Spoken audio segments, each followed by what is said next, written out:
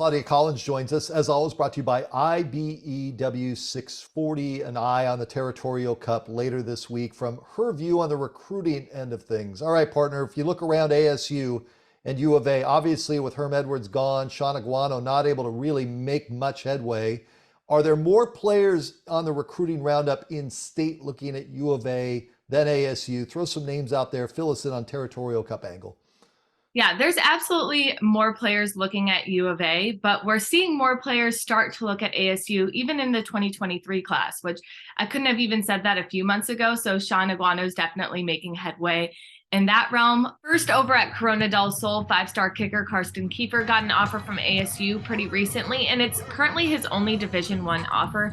It is typical for kickers to kind of start late in their recruitment, and that's just because they're typically the last to get scholarships. So it's just based on what's available. So it's not super uncommon to see a five-star kicker get a late start in their recruitment, but it's not bad having an offer from ASU right in his backyard. Now, over at Highland High School, free safety Joseph Allen got an offer from ASU on November 1st. That's a hard-hitting guy that Cody Cameron picked as the guy that he thought is the most under-recruited player in Arizona in the class of 2023 on a recent episode of the Recruiting Roundup. And I guess ASU agreed because a few days later, they gave him that offer. He told me that Coach Claiborne really likes his aggressive style of play, which I've seen him make some big hits. So that's definitely the guy that he is.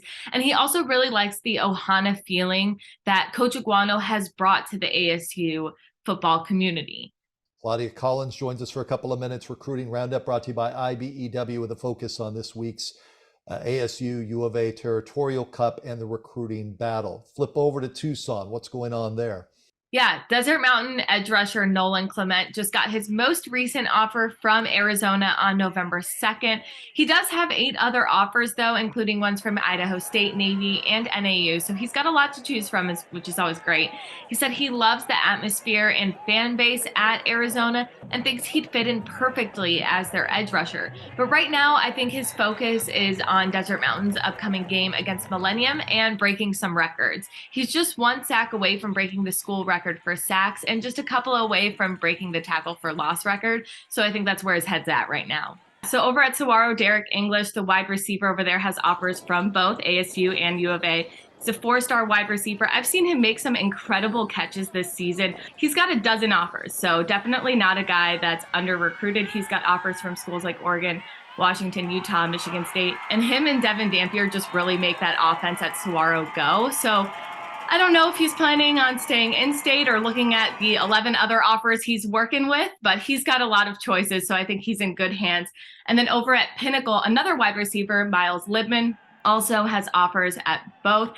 I did check in with Eliab Gabai because he just watched Miles Libman this past week, and he said he really likes his leadership and communication with the staff on the sidelines, with his teammates. He does a great job creating space and made incredible catches. He's just a really fun player to watch. He's got special handshakes with his teammates and some of the most fun celebrations I've seen all season long. He's got other offers from Ivy League schools, Northern Colorado, NAU, and Air Force, to name a few. Claudia Collins dropping knowledge on the Recruiting Roundup brought to you by IBEW 640. Now over to AZ Audibles, where the crew picks up on Centennial, maybe the one that shocks Chandler.